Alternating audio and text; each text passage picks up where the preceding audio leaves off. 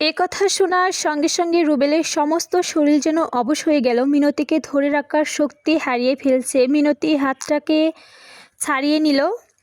রুবেল গালে একটা থাপ্পড় মেরে চলে যাচ্ছে। রুবেল এখানেই দাঁড়িয়ে আস্তে আস্তে বসে পড়ল। চিৎকার করে কিছু একটা বলতে চাইলো। দাঁড়াও মিনতি, দাঁড়াও, তুমি সব কিছু এভাবে ভেঙে দিয়ে চলে যেও না। তোমাকে ছাড়া আমি কী নিয়ে বাঁচবো? তোমাকে ছাড়া আমি বাঁচতে পারবো না। তুমি আমার সব, তুমি আমার জীবন, তুমি আমার মরণ।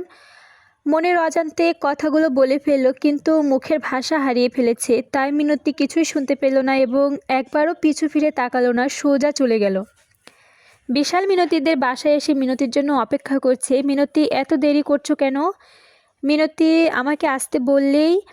মিনতি, এখনও খবর নাই? মিনতির মা বলল, বাবা বিশাল, তুমি হাত মুখ ধুয়ে নাও, মিনতি এখনই আসবে। আমি খাবার রেডি করছি বলে অন্য রুমে চলে গেল। মিনতি এসেই দেখতে পেল বিশাল এসে বসে আছে। কখন এলে তুমি? সে কখন থেকে তোমার জন্য অপেক্ষা করছি, তোমার কোনো খবরই নেই। কোথায় গিয়েছিলে? দেখছো না কলেজ থেকে ফিরছি। এত দেরি হলো কেন? কি করলে এতক্ষণ? বাবা, বিয়ের আগে এত খোঁজ খবর, যেন বিয়ে করাবো। বিয়ের পরে যখন নিতে হবে তখন বিয়ের আগে একটু নেই। দেখো, বিয়ের পরে যেন একথা মনে থাকে। থাকবে না মানে? তোমার মতো মেয়ে যার স্ত্রী হবে সে পৃথিবীর সব কিছু ভুলতে পারলেও তোমাকে ভুলতে পারবে না। মিনতি হাসতে হাসতে বিশালের কাছে গিয়ে বলল, থাক থাক, আর প্রশংসা করতে হবে না। বিশাল মিনতির হাতটা টেনে ধরে বলল, আর একটু কাছে এসে বসো না। না, পারবো না। কেন? লজ্জা করে আমার। আমি তোমার সব লজ্জা ভেঙে দিব। এই বলে জড়িয়ে ধরলো মিনতি। আবেগে বিশালকে জড়িয়ে ধরলো। দুজনে বুকে একসাথে মিশে গেছে, দুজনকে ঠোঁটে একাকার হয়ে গেছে। দুজনেই যেন অন্য জগতে হারিয়ে যেতে চাইলো। হঠাৎ মিনতির মা ডাকলো, বাবা বিশাল সব রেডি হয়ে এসেছে, খেয়ে নাও। মার ডাকে দুজনেই বাস্তবে ফিরে এলো। মিনতি লজ্জা পেয়ে মুখটা ঢেকে সোজা ওয়াশরুমে চলে গেল। মিনতি লজ্জা পেয়েছে বুঝতে পারে বিশাল মনে মনে হাসলো। মিনতির মা এবার রুমে চলে এলো। এই যে বাবা, তুমি এখনো বসে আছো? এসো, মিনতি এক্ষুনি আসবে। মিনতি এসেছে খালাম্মা, এসেছে। ও কোথায়? ওয়াশরুমে গেছে। তাহলে তুমি দেরি করছো কেন? তুমিও ওয়াশরুম থেকে হাত মুখ ধুয়ে আসো, আমি দুজনের জন্য খাবার রেডি করছি। ওয়াশরুমের আয়নাতে নিজের মুখ দেখে খুব লজ্জা পেল এবং একা একাই দেখে হাসছে মিনতি এবং মনে মনে খুবই আনন্দ ঢেউ করছে। বিশাল ওয়াশরুমের দরজা টোকা দিল। মিনতি বুঝতে পারলো বিশাল, তাই দরজা খুলছে না। বিশাল বলল, আম্মা ডাকতেছে, তাড়াতাড়ি খোলো। ভিতর থেকে বলল, না, খুলবো না। বিশাল বলল, তা না হলে আমাকে ডাকবো। ডাকো তুমি। আম্মা, আম্মা। এই থাক থাক, আমি খুলছি। দরজা খোলার সাথে সাথে ওয়াশরুমে ঢুকে মিনতি হাত টেনে ধরল। এই ছাড়ো, ছাড়ো না বলছি। না, ছাড়বো না। তাহলে আমি মাকে ডাকবো। ডাকো না তোমার মাকে। মা, মা। এই থামো, থামো বলছি। তবে মনে রাখো, আর কয়েকদিন পর যখন বিয়ে করব তখন দেখব কে তোমাকে বাঁচায়। তখনকার চিন্তা তখন করব, এখন তো বাঁচে।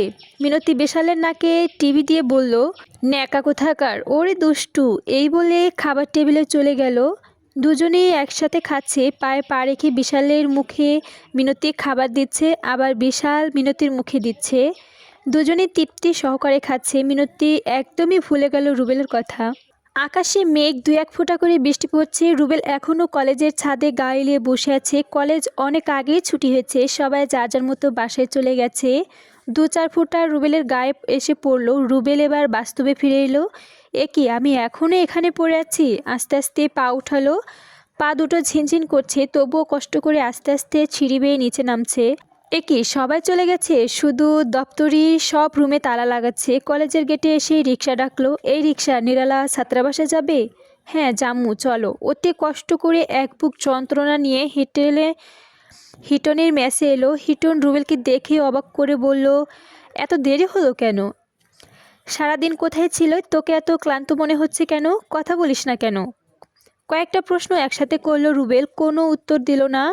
কয়েকটা প্রশ্ন একসঙ্গে করায় রুবেল কোনো উত্তর দিল না, সোজা বিছানায় শুয়ে পড়ল। হিটন আবারও বলল, কিরে, তুই কিছু বলছিস না কেন? মিনতির সাথে তোর দেখা হয়েছে?